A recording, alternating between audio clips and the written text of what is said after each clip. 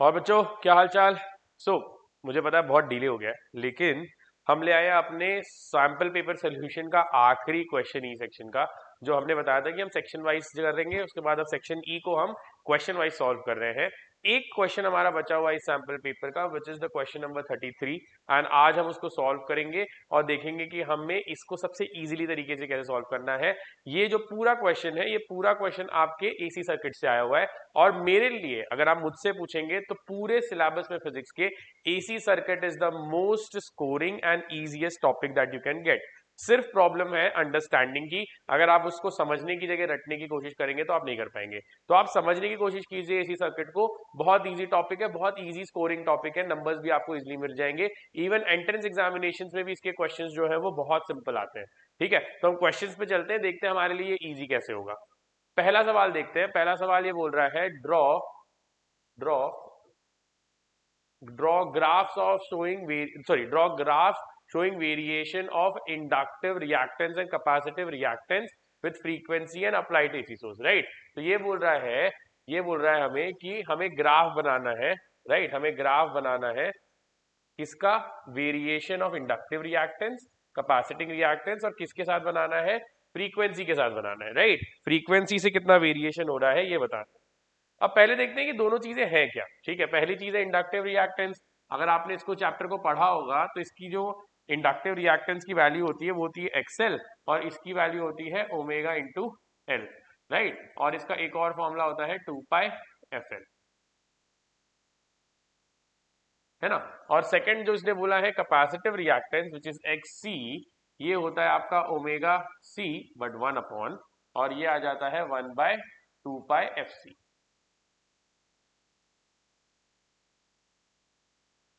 तो हमारे पास ये दोनों चीजें हैं, राइट? नाउ हमें ये देखना है कि इसने क्या बोला है। इसने बोला है भाई इस टर्म का वेरिएशन आपको बताना है फ्रीक्वेंसी के साथ में, राइट? तो अगर आप ध्यान से देखें तो एक्सएल जो है 2 पाई और एल, ये सारी चीजें कांस्टेंट है, is directly proportional to frequency.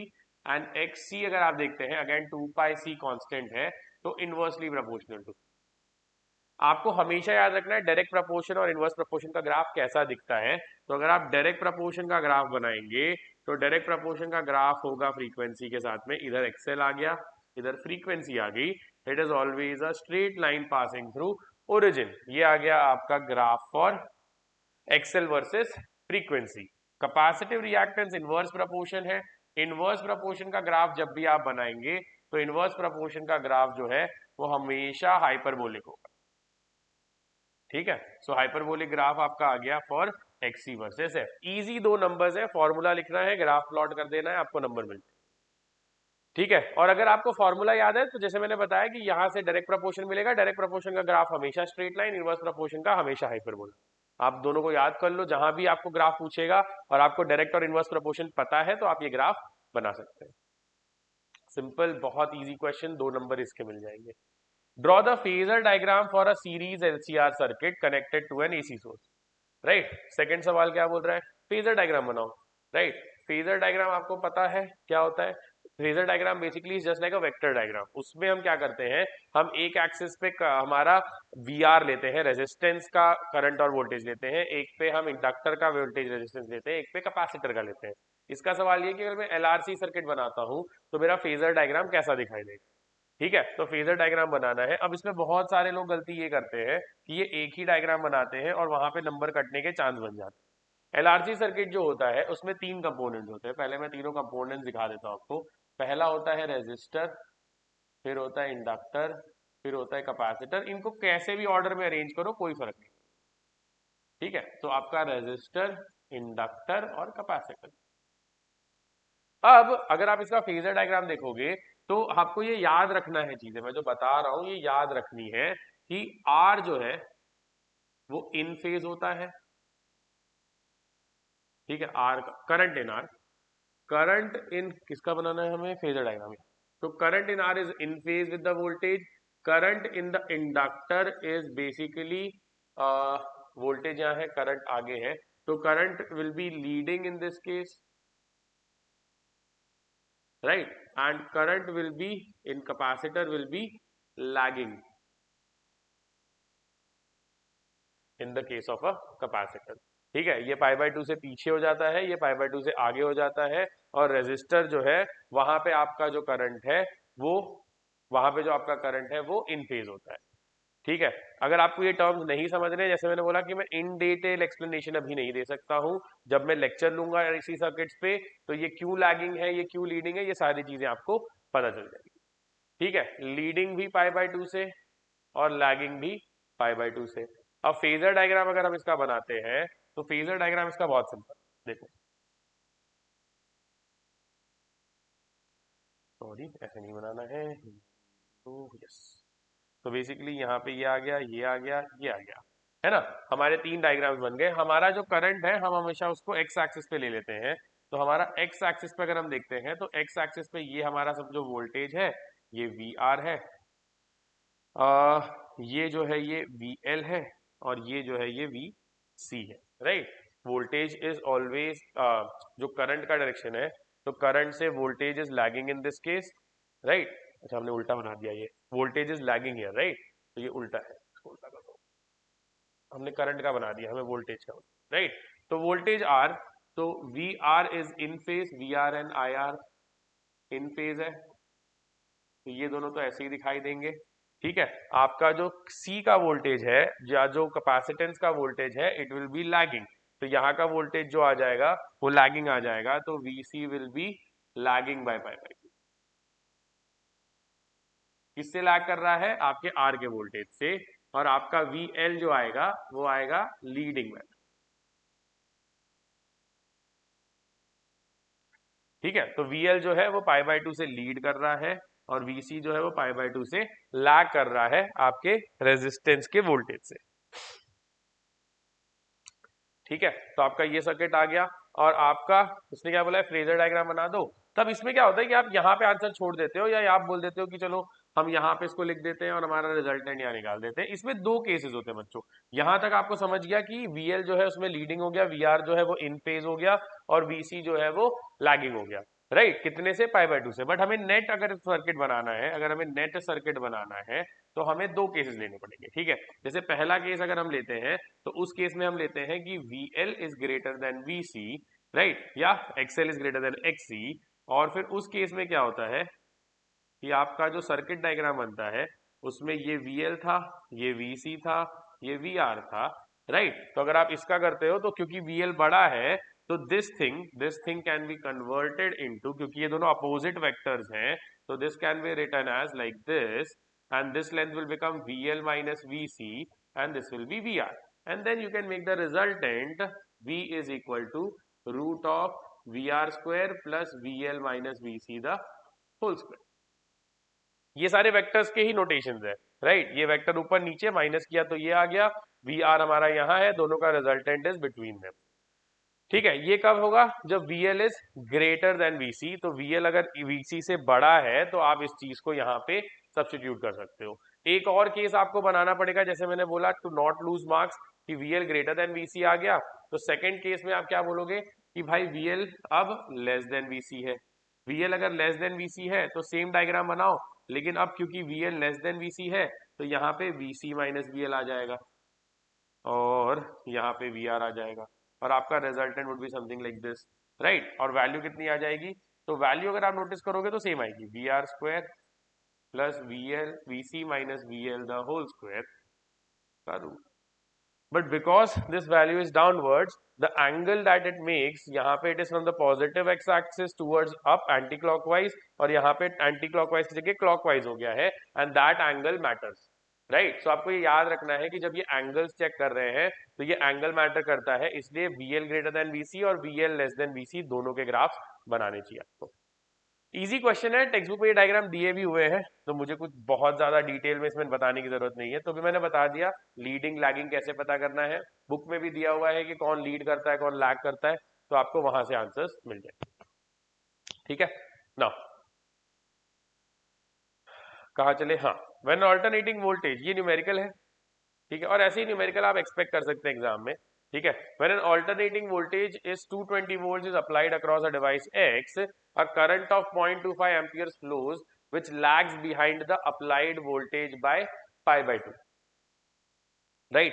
So the current is lagging behind the voltage by pi by 2. So when will it lag behind the voltage by pi by 2? Simple, हमारा capacitive reactance में देखो question में उसने indirectly दिया, right? यही trick चलो discuss कर लेते हैं, की पॉइंट्स, ठीक है? बिकॉज हम हमेशा ये देखते हैं कि सर आंसर कर देते हैं, बताते नहीं कैसे पता चला। कैसे बताना है भाई? देखो वोल्टेज तो पता है 220 वोल्ट्स, तो वोल्टेज यहाँ लिख देता हूँ, चलो V is equal to 220 volt. Current भी पता है 0.25, करंट भी लिख देता हूँ। अब x एंड y दो केसेस है ना, अगर आप क्वेश्चन पढ़ोगे तो x एंड y दो केसेस है, राइट? तो डिवाइस x है, डिवाइस y है। डिवाइस x में क्या हो रहा है कि current is behind the voltage bye pi by 2, current is behind the voltage bye pi by 2। ना ये कैसे पता चलता है वो भी मैं दिखा देता हूं आपको। बेसिकली देखो आपका समझो v जो है वो v not sine omega T है ना? तो अगर आप चार्ज निकालोगे तो सी वी नॉट, क्योंकि ये कैपेसिटिव ले रहा हूं मैं, C V naught sine omega T आ जाएगा। करंट कितना आएगा आपको? D Q by D T. D Q by D T कैसे निकालेंगे? सी वी नॉट है, डिफ्रेंशिएट कर दो तो C omega V naught cos omega T आ जाएगा,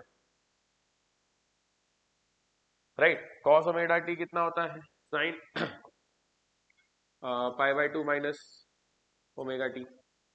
इसका माइनस कॉमन ले लो, नहीं माइनस कॉमन नहीं ले सकते।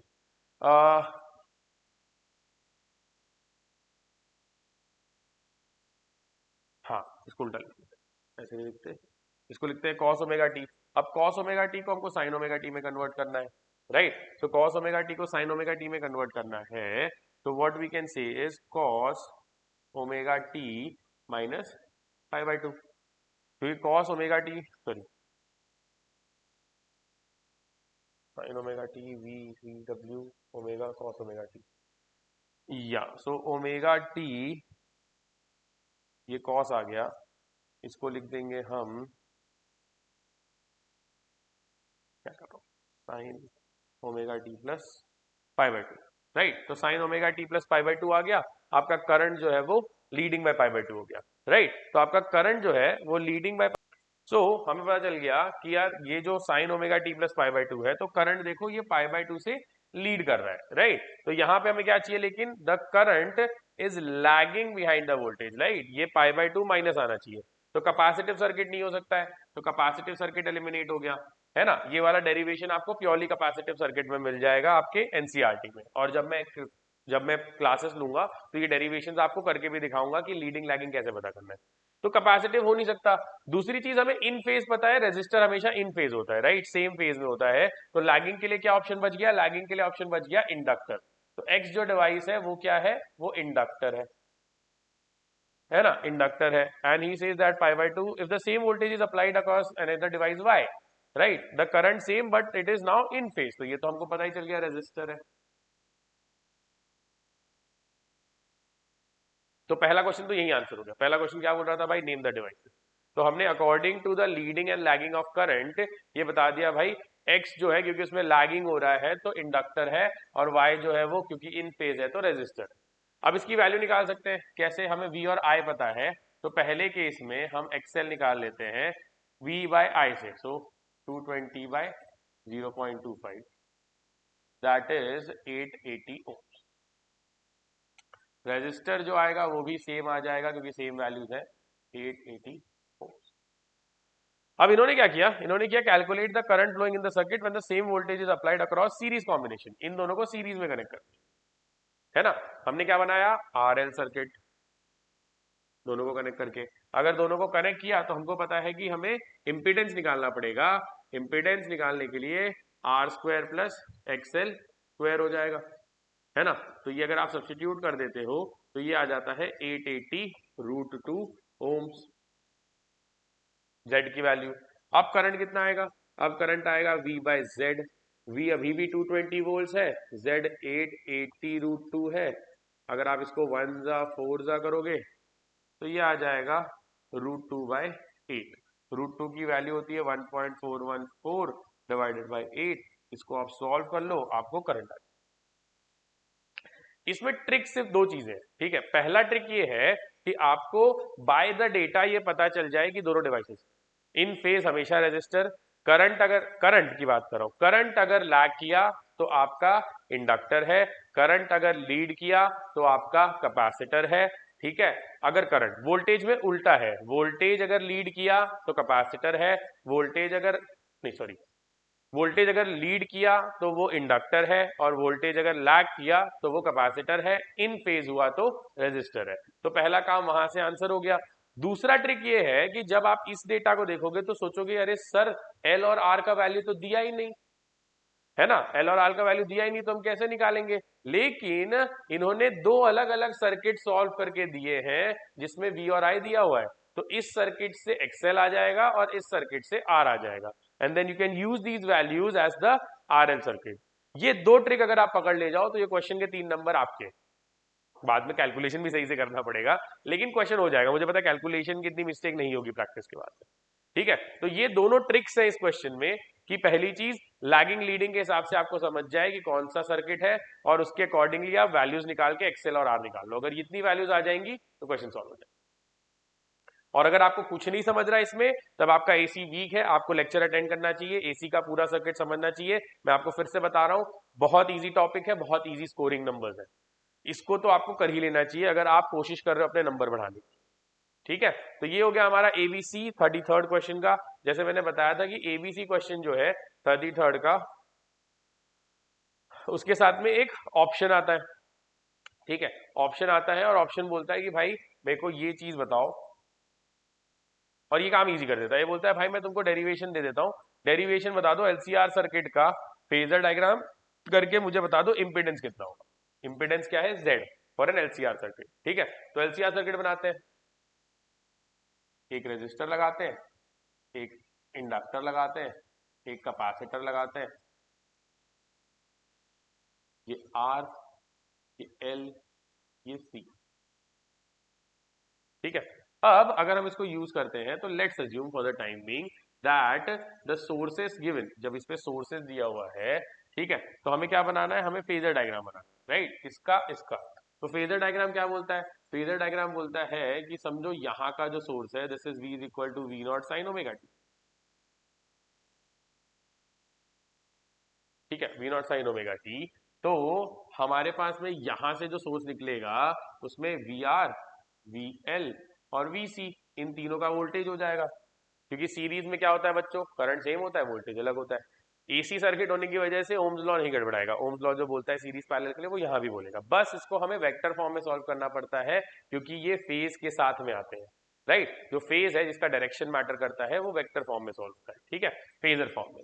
तो ये V naught sine omega T आ गया। तो ये बोलता है यार अगर इसको निकालना चाहो तो कैसा दिखेगा, ये बोलता है यार देखो वी नॉट जिस फेज में लगा हुआ है वी आर उसी फेज में है। समझो हमारा जो ये जो टोटल वी है, ठीक है, ये जो आएगा ये आएगा आपको वी आर। सो यहाँ पे वी आर आ गया, यहाँ पे आपका वी एल आ गया, यहाँ पे आपका वी सी आ गया, है ना। वी नॉट कैसे पता चलेगा, ये बोलता है भाई अभी के लिए एजम्पशन ले लेते हैं, यहाँ पे एक एजम्पशन ले लेते हैं कि V L is again greater than V C, right. तो V L greater than V C कर देते हैं, V L greater than V C आएगा तो इसको शिफ्ट करेंगे, इसको शिफ्ट करके हमारा आ जाएगा ऐसे ऐसे, this will become V L minus V C, this is already V R. तो हमारा रिजल्टेंट जो आना चाहिए वो आना चाहिए वी नॉट, राइट। रिजल्टेंट के फॉर्मूला से क्या आएगा, V naught square is equal to V R square plus V L minus V C the whole square. अब सब में से करंट इक्वल फ्लो हो रहा है, let's assume the current is I not,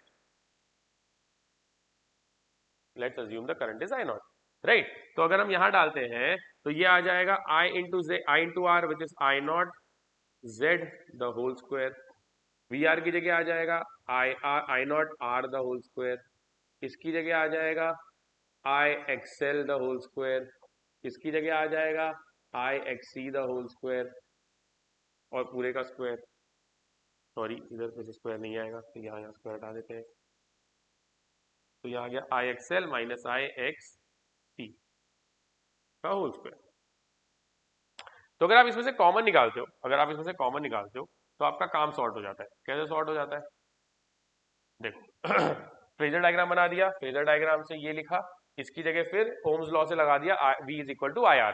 तो जहां जहां पे मीन था वहां z लिखा, जहां r था r, l है तो xl, c है तो xc। अब सब में से आई नॉट कॉमन है, डिलीट मार दो, तो z स्क्वायर कितना आ गया, r square plus xl minus xc the whole square. या अगर मैं सिंपल वर्ड्स में बोलूं तो z कितना आ गया, root of r square plus xl minus xc the whole square. हो गया डेरिवेशन, इजी 3 नंबर का डेरिवेशन है। हाँ, अब इसमें मैंने कुछ स्टेप्स जंप किए हैं, वो स्टेप आपको जो ध्यान देना है वो ये है कि जैसे मैंने यहाँ पे ये चीज लिखी, इसके बाद कुछ भी एक्सप्लेनेशन दिया, डायरेक्ट ये लिख दिया। आपको लिखना पड़ेगा कि वी नॉट जो है वो आई नॉट इंटू जेड होगा, वी आर जो है वो आई नॉट इंटू आर होगा, वी एल जो है वो आई नॉट इंटू एक्सएल। आपको स्टेप बाय स्टेप बताना पड़ेगा, then you can substitute, then you have to take it out and you can find out. तो कुछ स्टेप्स आपको एक्स्ट्रा लिखने पड़ेंगे, बट डेरिवेशन इतना ही है। आपको इंपेडेंस निकालने बोला था फेजर डायग्राम से, आपने इंपेडेंस निकाल दिया। ठीक है, अगर किसी को VL लेस देन VC से भी करना है तो नीचे की तरफ बनेगा, but the formula will remain the same. Impedance की वैल्यू सेम आएगी, डायरेक्शन अलग आएगा। उसको डायरेक्शन नहीं चाहिए, उसको क्या चाहिए, इंपीडेंस का वैल्यू चाहिए, right, impedance of the circuit. I hope यहां तक ये चीज क्लियर हो गई होगी। ठीक है, ये एक चीज सिंपल, बहुत सिंपल क्वेश्चन है, डेरिवेशन भी बहुत सिंपल है, बार बार एग्जाम में आता है और इस बोर्ड के एग्जाम में भी आने के चांसेस है, तो आप इस चीज को अच्छे से कर लीजिए। जैसे मैंने बताया कि बोर्ड एग्जाम्स में बहुत कॉम्प्लिकेटेड क्वेश्चन नहीं आते हैं, हाँ थोड़े बहुत ऐसे क्वेश्चन आते हैं जो आपको समझ के सॉल्व करने पड़ेंगे, तो समझने पे फोकस रखिए, बाकी क्वेश्चन सॉल्व हो जाए। एक लास्ट पार्ट बचा है इस पेपर का, उसको फिनिश करते हैं। और ये ग्राफ भी आपकी बुक में दिया हुआ है, variation of current versus frequency, current और फ्रीक्वेंसी का वेरिएशन बनाना है ग्राफ। कब, रेजोनेंस पे। रेजोनेंस पे करंट और फ्रीक्वेंसी का वेरिएशन का ग्राफ जो है वो ऐसा कुछ दिखता है।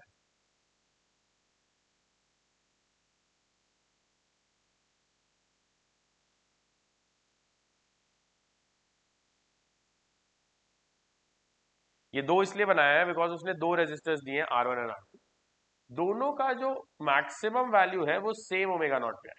This is your frequency omega and this is your current.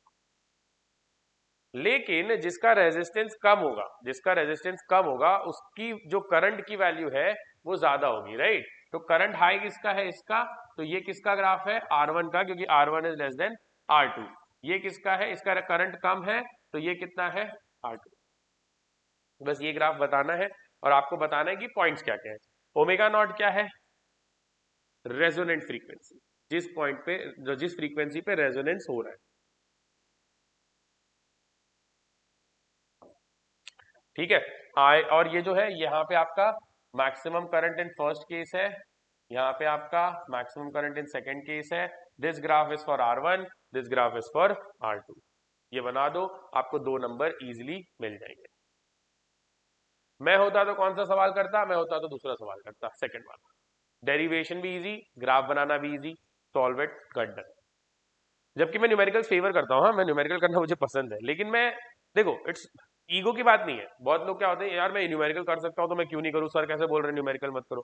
भाई मैं तुम्हें बोल नहीं रहा हूँ करने के लिए, तुम्हें जो करना है वही करो, लेकिन मैं ये अपना एडवाइस दे रहा हूँ कि मेरे एक्सपीरियंस में ईगो की बात लेने की है ही नहीं। अपने को नंबर जहाँ ज्यादा मिल सकता है वहां पे, नंबर ज्यादा कहाँ मिल सकता है, जहाँ पे कैलकुलेशन वैलकुलेशन कुछ नहीं है, डायरेक्ट टेक्स्ट बुक की चीज छाप देनी है, नंबर मिल जाएंगे, है ना। तो टेक्स्ट बुक की चीज छापो, नंबर मिल जाएंगे, है ना। ईगो से बेटर है नंबर ले आना, ठीक है, ईगो बाद में भी दिखा सकते हैं। तो बेटर मेरे हिसाब से अगर दोनों में देखें तो यहाँ तो 3 पार्ट सॉल्व करने हैं, 2 पार्ट में डायग्राम भी बनाना है। तो जब डायग्राम बनानी है तो इनका बना दो दोनों का डायग्राम, इसका डेरिवेशन कर दो, बस क्वेश्चन सॉल्व। ठीक है, और पॉइंट सही से मार्क कर देना बस, जैसे नंबर नहीं कटे। तो ये कवर करता है हमारे सारे क्वेश्चंस जो सैंपल पेपर में सीबीएसई ने दिए हैं। अभी हमने सारे स्टेप बाय स्टेप इनको सॉल्व किया है, इन्हें समझा है कि what is the easiest method of solving this. तो ये सारी चीजें आप कवर कीजिए, प्रैक्टिस कीजिए, whatever doubts you have you can put it in the comment box so I can pick it up in the next class, right. और जो भी चीजें या जो भी टॉपिक आपको डिफिकल्ट लग रहे हैं उसके लिए आपको क्लास अटेंड करनी पड़ेगी और उसे समझ के क्लियर करना पड़ेगा। तब तक प्रैक्टिस करते रहिए। Thank you.